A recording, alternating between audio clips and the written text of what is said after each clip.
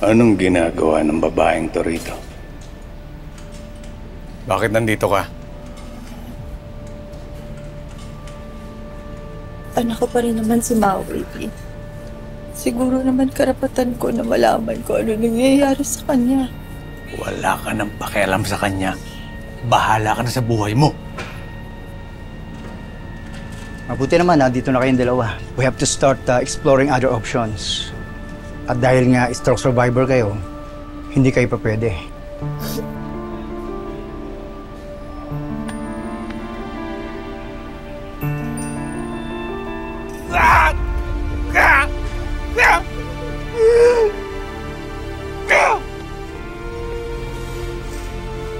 Napaka-inutil ko nun. Wala akong magagawa para sa anak ko. Don't say that, sir. Actually, yung presence ninyo is napakalaking bagay para sa moral ng pasyente. Dok, ano po magandang gawin? Well, we can test the immediate family. I'm sorry, I have to leave. I have to check other patients. Balitaan niyo na lang ako.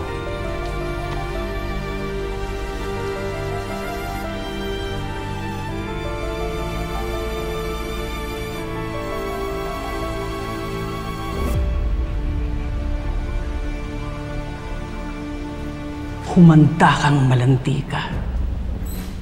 Tudurugin kita sa panlulokong ginawa mo sa kapatid ko. Ate, bakit nandito ka? Dindo, I hate to be the bearer of bad news. Pero kailangan mo malaman ng isang importanteng bagay. Kaya nga, isinama ko na rin si Marnie.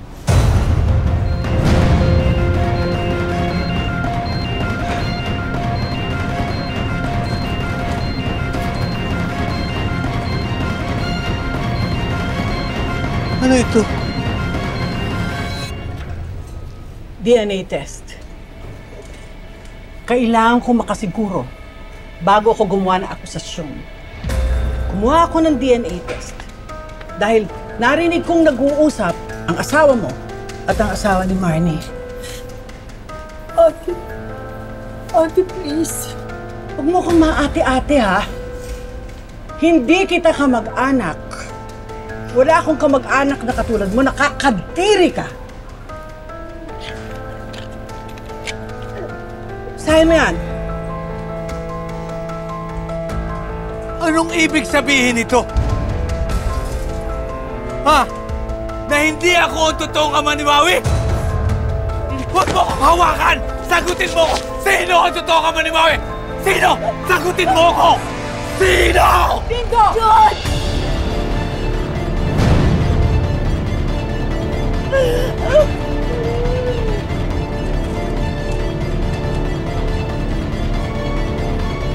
Dito! Papa? Papa, ano nangyari? Nurse! Nurse! Dito! Nurse! Nurse! Nurse! Nurse! Nurse!